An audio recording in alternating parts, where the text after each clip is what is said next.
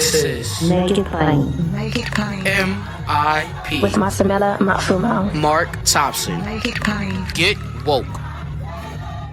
Looking for a fun way to win up to 25 times your money this basketball season? Test your skills on Prize Picks, the most exciting way to play daily fantasy sports. Just select 2 or more players, pick more or less on their projected stats, and place your entry. You could turn $10 into $250. Right now, Prize Picks will match your first deposit up to $100. Just visit prizepicks.com/fan and use code FAN. That's code FAN at prizepicks.com/fan. Must be present in certain states. Visit prizepicks.com for restrictions and details. Do you ever feel like life is a never-ending series of lessons while you try to find purpose, meaning, and answers? I am Vanessa Fontana, the host of Figuring Shit Out, a podcast where we undertake self-help, coming of age, and healing. As I live my 20s in New York City figuring shit out myself, I've realized that if you spend your whole life trying to get your act together, you don't have a life. You have an act. On Figuring Shit Out, every Sunday you get to normalize the journey of not knowing and be guided into living your life with more intention and ease.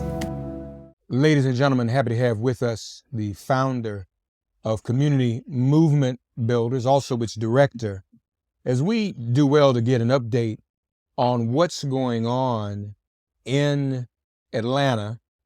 In fact, there's a press conference this Thursday morning, in front of City Hall to respond to the latest. Petitions have been circulated, petitions have been signed, petitions have been turned in. But the city clerk is hesitant to count the petitions. And there's a little something going on with the court, too. But the Stop Cop City movement is not deterred. Here to bring us up to speed and let us all know what we need to be doing is our brother Kamau Franklin, Community Movement Builders. Brother, hey, thank you for joining us on Make It Plain. Oh, thanks for having me. I really appreciate it. I appreciate you and I appreciate your audience. So, yeah, thanks. Yes, sir, brother. Good to have you with us. So now, you all turned in petitions, I believe, last Thursday or Friday?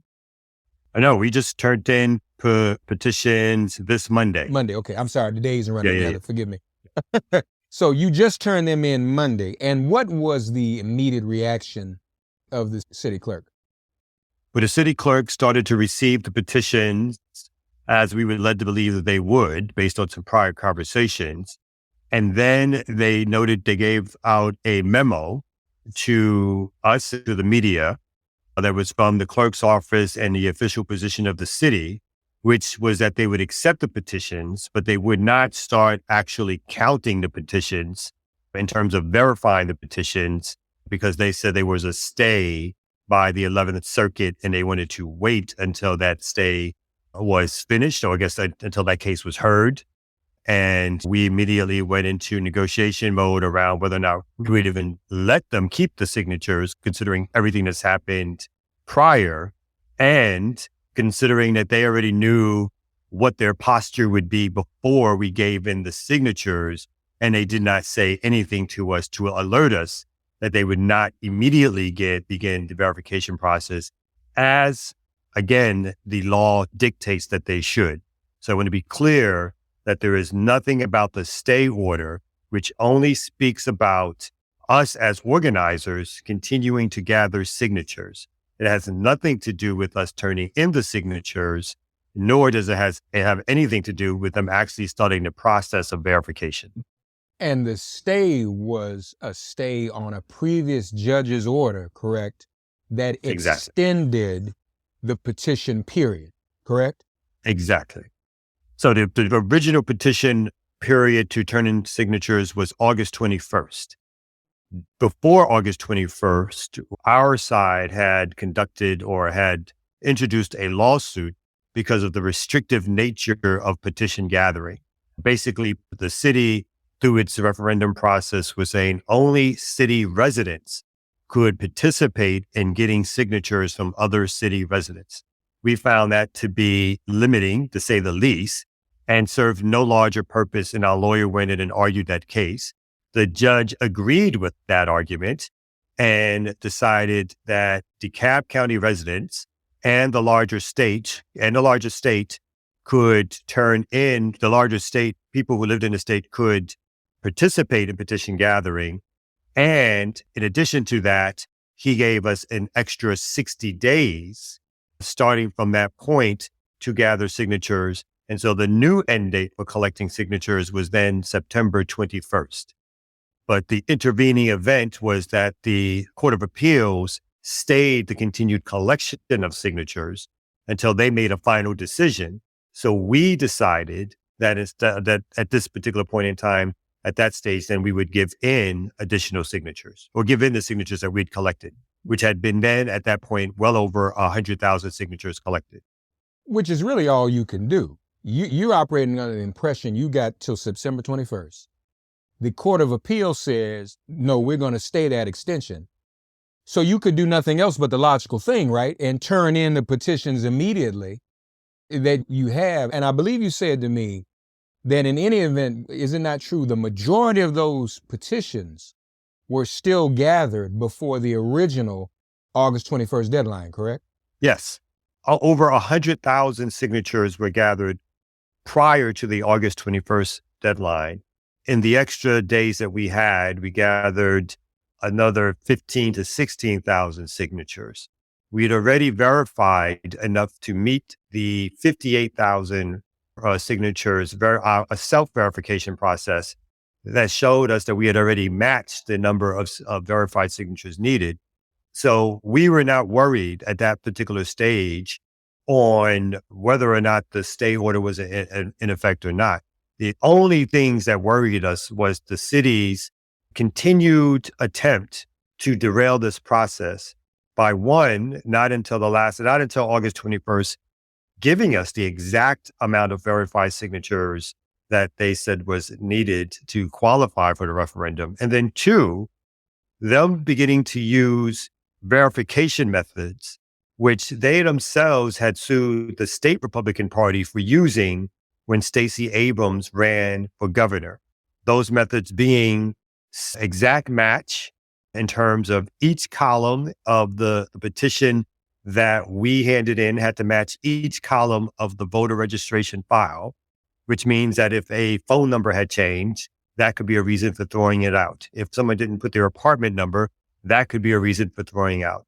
And then signature verification, which means that some bureaucrat somewhere, without, not even that training would help with this, would look at the signature on the petition and compare it with the signature on the registration card, and then decide whether or not those signatures matched or lined up. And if they decided they didn't, then they had the option of throwing those signatures out. We thought those were unacceptable methods of verification, obviously. And again, these were the same verification methods that the state party, the state Democratic Party, sued the Republicans for using themselves when Stacey Abrams was running for governor. So I want to be sure I missed something. Those verification methods, were those before the court as well? No, they were not before the court okay. at all. This was their decision. And of course, we enter negotiation and will wind up in court if they try to use those verification methods. I see. But they did not tell us when we were leading up to the August 21st original deadline, they refused to tell us what their verification methods were up until the very day or the very night before we were supposed to turn them in. And we found those methods completely unacceptable. And again, decided at that point to use the extension given to us by the judge to continue to gather signatures. So the democratically controlled city government of Atlanta, that is predominantly African-American, is trying to use the same GOP tactics used against Stacey Abrams against the Cop City petition. That's really exactly right. Out of control. Yeah. That's really, and obviously, as you said, they fought that in terms of dealing with the Republicans. So where we are right now is apparently that the city's not going to count the petitions yet. So you would argue, and the movement would argue, that's ridiculous. They should go ahead and start acknowledging the petitions and accepting them. One. Two, you all have asked, if I'm not mistaken, you've asked the court to take this out of limbo and make a decision, right? Yes, we want the court to make a final decision. We've also demanded that City Council, which again which also has the power to create a referendum without collecting any signatures, that at this stage where they've seen well over 100,000 signatures gathered and collected, that they take it upon themselves to initiate the ballot initiative so that it could be on the November ballot so that the larger Atlanta public can vote on Cop City. There's nothing that prevents the city council from doing this. They've seen the power of the referendum process, in particular, of one that has collected over 116, I want to keep saying that, 116,000 signatures. Those are more signatures collected than the amount of people who voted for Mayor Dickens, the mayor of Atlanta. In fact, there are more signatures collected than the total amount of people who voted in the last mayoral election.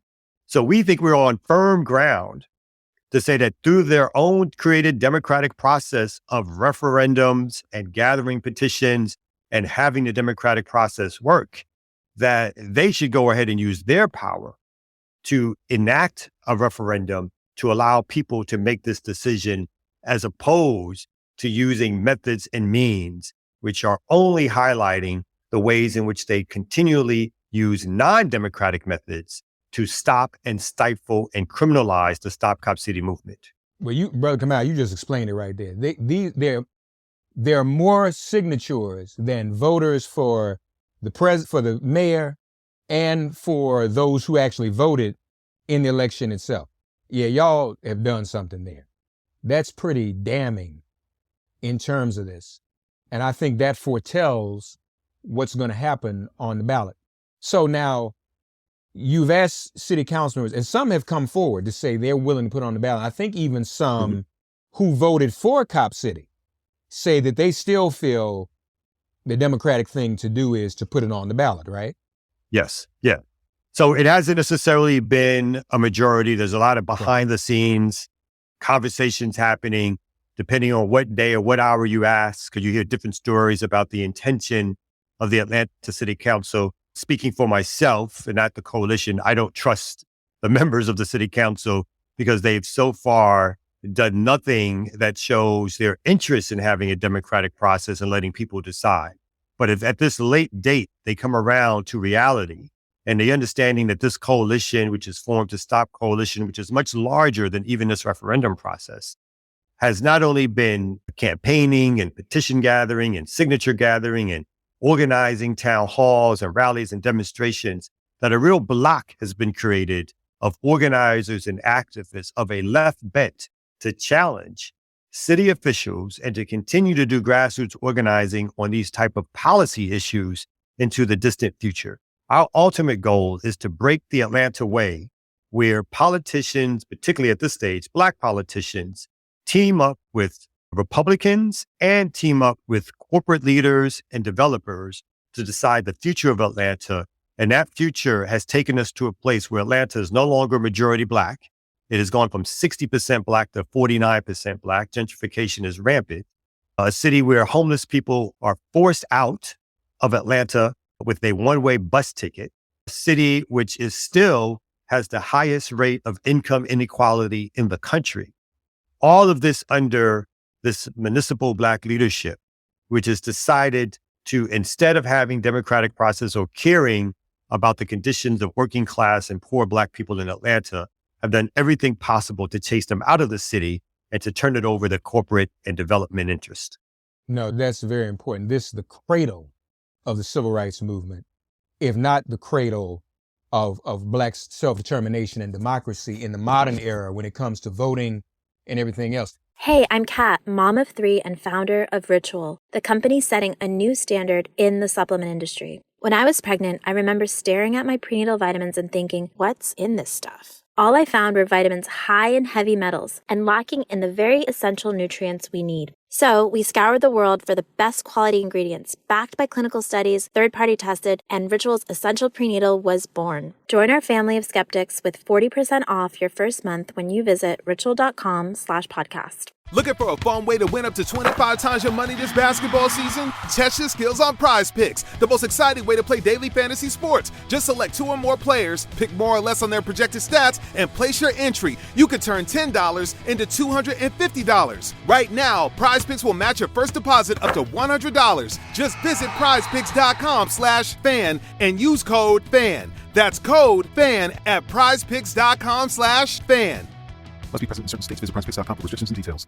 Do you ever feel like life is a never-ending series of lessons while you try to find purpose, meaning, and answers?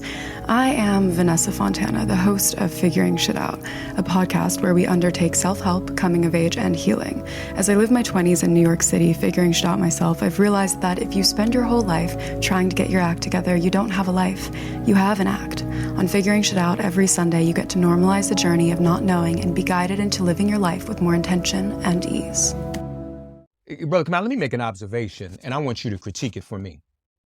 What I've noticed in the past few times I've been in Atlanta, just in the past couple of years, folks want to build Cop City. You're right. Atlanta, in terms of the homelessness on the streets, ain't far behind LA, number one. Everywhere. It's pervasive, y'all. 1. 2, downtown to me looks like a ghost town. Am I wrong about that? I remember when Atlanta was bustling and there was business and all that. And I know we coming out of COVID, but COVID's now, we about a couple of years now out of COVID. Nothing. So I'm trying to figure out, what are they doing? What is this development? If I'm the mayor of Atlanta, I think if you and I were the mayor, we'd be worried, wait a minute, how are we going to bring some activity? Because somebody told me that all the convention business and everything don't want to come to Atlanta anymore. Folks want to go to Nashville now. And we know Nashville is predominantly white. We get that. But Atlanta's not even in the mix in terms of competing with business. It literally looks empty downtown. Mm-hmm. Am I wrong about that? No, you're completely correct. There are areas that were built up years ago that have fallen on disrepair, in which they're no longer inviting places for folks to come and gather and hang out and or shop and the rest of it. Atlanta has busily tried to market itself as the new home for corporate headquarters, corporate 500 company headquarters.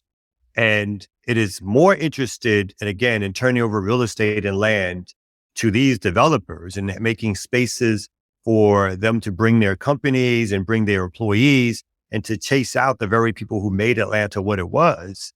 That is far more of the interest in having a vibrant city that is welcoming to all, particularly the people who, again, helped build it in the first place, and particularly the people who allowed these mayors and these city council people to serve in the first place. I didn't mention all public housing in Atlanta has been knocked down and destroyed. They replaced it with a voucher system that the landlords are not even required to accept the vouchers. So Atlanta's truly, you talked about Los Angeles, Atlanta's goal seems to be to turn itself into a Seattle, into a San Francisco, where there's a huge disparity between the haves and have-nots, and where the haves are mostly a white, upper middle class contingent of people who work for large corporations, whether they're tech companies or other companies of the ilk, and where poor working class people, particularly poor working class Black people, are allowed to come in Atlanta and work. But by sundown, there's no need to be in Atlanta anymore. And so we basically are replacing a historical racially divided sundown city, which now is replacing it with one that is now both racially and class-based, which if you can't afford to live in the inner city, then you can come, you can be a waiter or a waitress, you could be a delivery person, but when your shift is over, you are expected to leave the city and only to return again when your shift starts back, because otherwise you're going to be under the threat of arrest. The other damning statistic about Atlanta is, as the city has continued to gentrify and is only 49% Black, again from 60%, still 90% of those arrested and incarcerated in Atlanta, filling up the Fulton County Jail, are Black people. The Fulton County Jail, which once a month has a death happen in its cells, and it is now considered the most dangerous jail in the country. You mentioned something earlier. I don't want to make another observation I'd like for you to respond to. You mentioned breaking the Atlanta way. Doesn't the Atlanta way include, you got Black elected officials. So because they're Black, we can't hold them accountable. got a black mayor. He must be right. We got to support these black elected officials on all costs, even when they're dead wrong. Is that not also part of the backwards Atlanta way? That is definitely part of the Atlanta way. The Atlanta way is definitely the idea that these elected officials, once elected and using their blackness to get elected, will therefore come back and work for the larger community. That was supposed to be the expectation, right? That they would serve the interests of the larger black community. They've since used their sort of the representation politics as a way to get votes. But again, these Atlanta black officials have been beholden to corporate interests, and they've been beholden to developer interests. And so part of the historical Atlanta way, one, you mentioned it being the cradle of the civil rights movement. Even when we speak about it as that, we also have to remember that there were important figures who came from Atlanta, but the civil rights movement in a lot of ways bypassed Atlanta because agreements were struck to say that we don't want sit-ins here. And so instead of having sit-ins, we will give you some resources for segregated housing, but we don't want you to bring that over here. And when the time came where Atlanta became majority black and segregation was officially over, these same deal makers said then to the new black elected officials, you can ostensibly run the city, but again, you should only serve the interests of the developers and the corporate interests. And we have ways to make sure you do that, right? We have places like Buckhead in upper Atlanta and northern Atlanta, which threaten to break away if they don't get more police. We have bond ratings or bond rating companies that threaten to lower bond ratings if they don't get their way. We have corporations that threaten to move out and take their workers with them if they don't get their way. We have Republican state senators and representatives and governors that threaten harsh penalties on Atlanta if it doesn't follow the way. So there's no getting around the fact that there is ways in which the white elite in particular make sure that Atlanta never becomes a real black Mecca in the sense that resources are distributed, poor and working class people have a life there. But the thing that's most hurtful is that for the most part, black elected officials have willingly, for their own personal gain, gone along with this regime and have never challenged it whatsoever. In fact, we're now at a point, now shut up after this, we're now at a point where the so-called liberal black Democratic mayor has teamed up with the right-wing white supremacist governor to bring upon the charges of domestic terrorism and RICO charges amongst organizers and activists in Atlanta. So that's where we are in terms of Atlanta and the Atlanta way, in terms of these black politicians. The RICO charges, I'm glad you reminded me of that. These are people who are some of the Stop Cop City demonstrators, correct? Yes, exactly. Yeah. It's almost as if somebody decided, well, if Donald Trump's in RICO, we got to find some black folk to put RICO on too. But what is the racketeering? They were involved in demonstrations to stop Cop City. How was that? Mm-hmm. And so these charges were brought by the Attorney General of the state of Georgia. Right. In his indictment, he says the day that the criminal racketeering conspiracy began was the day that George Floyd was murdered by the police. So he equates the beginning of a racketeering enterprise as the day that the movement against police terror and violence re-energized itself off of a tragic killing and started mobilizing all across the country, including Atlanta.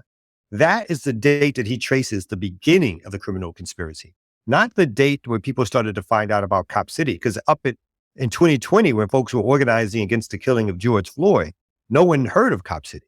Cop City was not on the public realm or was even introduced at that time. But he introduced in his own indictment, the day that the conspiracy began was the day that George Floyd was killed and a movement was re-energized and or reborn. So that's the type of thing that we're dealing with here, is that these politicians, both at the state level and city level, and this Chris Card's obviously doing this for his own political gain. Anyone who's read the indictment, any attorney that has read the indictment has looked bewildered, at the very least, at the way the indictment is written, at the way the indictment speaks about the ideas of anarchism, about the way the indictment speaks about the ideas of solidarity and or mutual aid. It conflates a whole bunch of things, basically to say that any organizing activity, including passing out flyers around Stop Cop City, is a criminal enterprise. So even the people who started the petition drive are potentially liable, criminally liable, under this theory of law that says that a criminal enterprise is really an organizing enterprise to stop Cop City. Unbelievable. Lastly, is there any truth to the hypothesis that the governor, and it troubles me, a lot of black folk, well, not a lot, but a few, Andre Dickens, Killer Mike, they want to be cozy with this dude and help him reform or rehabilitate himself as some type of moderate Republican. But be that as it may, is any truth that there was a deal cut, that the governor said to the mayor of Atlanta, I'll shut down Buckhead secession in exchange for you, mayor of Atlanta, pushing Cop City? Do you have any knowledge of whether, is that accurate? No, that's completely accurate. In fact, there's emails that were discovered in open records request, which basically say that much and more, that the governor basically applauded the mayor for his role in policing in Atlanta and said, because he's done a good job, right? The governor basically saying, you've done a good job for us, that he will do what he can, or he will stifle this attempt by the Republicans in Buckhead to call for an independent city. And so he stifled the legislation when the state government was in session. The governor personally stifled the legislation for Buckhead to become an independent city. And so that is an exchange that is taking place. Now, to be clear, the mayor was already for Cop City, but the governor gave an extra incentive, basically by saying, you've done your job and that's good. And now I will help you and do my job of stopping Buckhead from attempting to become an independent city. Amazing. Kamau, Franklin, tell our audience, Atlantans who are listening and watching, and people around the country who are listening and watching, what they can do to help this movement to stop Cop City and get involved in stopping Cop City. Folks can go to communitymovementbuilders.org. On our website, we have a list of things that people can do from all across the country.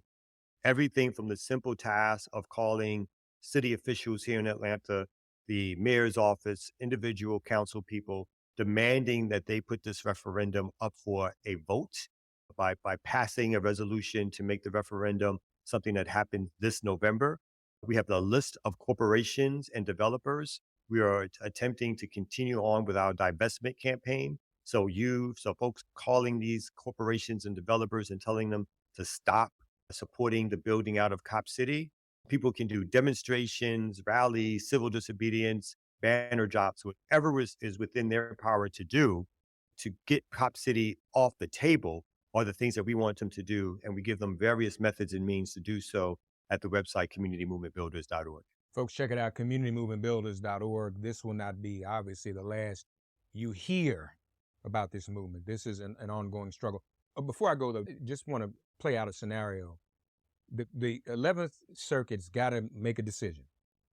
It would seem to me the only logical choice, even if they don't want to honor the extension, would be to say the petitions gathered by the time of the August 21st deadline, and I'm not saying that that's an ideal situation, but seems to me that's the worst they could do.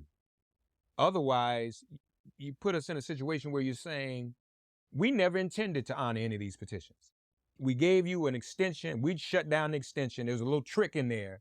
Now that we've shut down the extension, you missed the original extension, so everything's thrown out. Then you got to go to the Supreme Court. That's really the only thing they can do. You would hope that is the logical thing that we would ask them to do. But this is a right-wing controlled appellate court. 2 of the judges are Trump appointees. So we don't know whether or not they will take a narrow view of the referendum process and make a decision on the fine points that were originally directed to them, which was having residents outside of Atlanta be able to gather petitions and the extension of the petition time.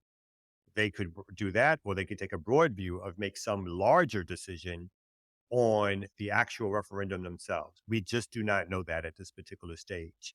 So I want to be clear, this referendum strategy is extremely important, but it is by no means the only strategy and or tactic that's been employed to stop Cop City. And so if it happens that they try to shut down the referendum process, the struggle to end Cop City will not be shut down with it. It will continue to be a struggle to stop Cop City here in Atlanta. Can't stop, won't stop until we stop Cop City. That's what we're going to do, folks. CommunityMovementBuilders.org. I'm involved. Everybody's involved. There's much more to come from this. And speaking of George Floyd, folks, it makes no sense. All we did in that year of reckoning for something like this to go down right in our faces. This is a test for the movement. Everybody who calls themselves an ally of this movement, everybody jumped on the bandwagon. Oh, reckoning. You got to be about this life right here, right now. And Kamau is right. We got to do more in terms of this corporate accountability. These corporations must be held accountable for whatever their role is, funding Cop City through the Atlanta Police Foundation. Okay, so that's what we're about. Stay tuned for more. CommunityMovementBuilders.org. Kamau Franklin, thank you, brother. Thanks for having me. I appreciate it. Thanks for getting woke and listening to Make It Plain. As always, perform an act of kindness on behalf of an elder or young person. Write a letter to a sister or brother who just so happens to find her or himself incarcerated. Offer libations to the ancestors upon whose sturdy shoulders we all now stand. And above all, give thanks to the God of your understanding by whatever name you call her and him. All God asks of us is that we give each other love. Thanks for giving MIP love. And please remember to subscribe and give us a 5-star rating. If all hearts and minds are clear, it has been made plain.